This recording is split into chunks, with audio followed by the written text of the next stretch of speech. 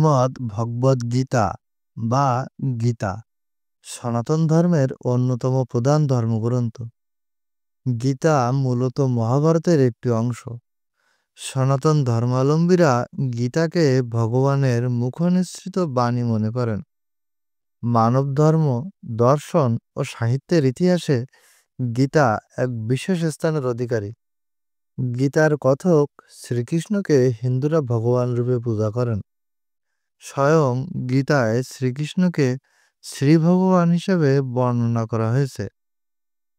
শ্রী শ্রী গীতা মাহাত্ম্যম অংশে দেখা যায় ভগবান শ্রীকৃষ্ণ সর্বপাপ নাশকারী গীতার নামাবলী প্রকাশ করছেন।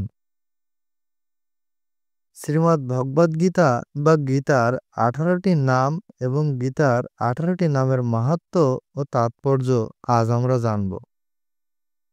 গঙ্গা। গঙ্গা স্নান যেমন আমাদের পবিত্র করে, তেমনি গীতা পাঠ আমাদের মন পবিত্র করে বলে এটিও গীতার নাম। গীতা শ্রীকৃষ্ণের অমর বাণী। এই গাথা গীত থেকে উৎপত্তি প্রাপ্ত নাম গীতা। এটি মহাভারতের অংশ।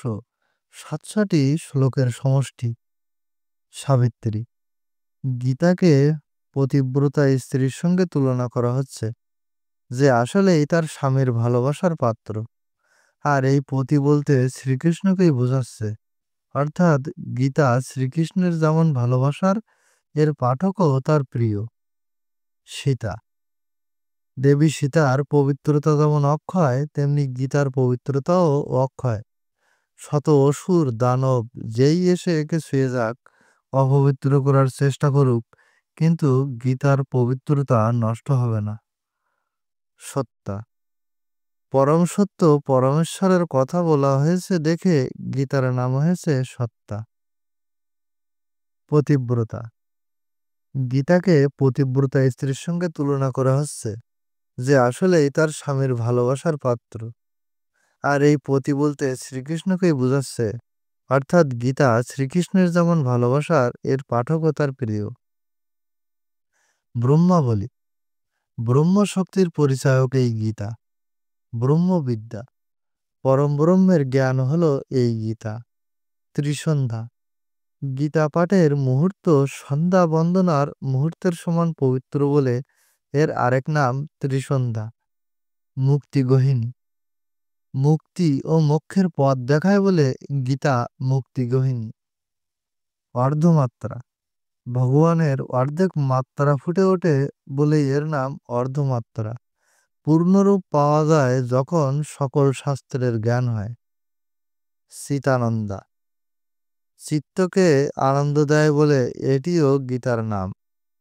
ভবগ্নি। ভব অর্থ বস্তু বা মায়ার জগৎ, আর অগ্নি অর্থ ধ্বংস করা।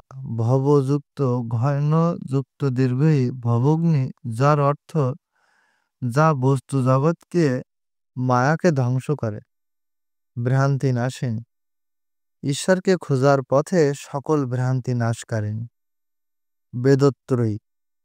ঋক, সাম, যজু আদি বেদের সারকথা স্বরূপিণী। পরানন্দা। পাঠকালে পাঠককে যে শ্রবণে শ্রোতাকে পরমানন্দ দেয় বলে এর নাম পরানন্দা। তথ্যার্ঘ। সকল শাস্ত্রের যেই তথ্যের আলোচনা হয়েছে তার সরলার্থ এই গীতা। জ্ঞান মঞ্জুরি। প্রতিটা শব্দ যেন ফুলের মঞ্জুরির মতো জ্ঞান, তাই এর নাম জ্ঞান মঞ্জুরি। জয় গীতা।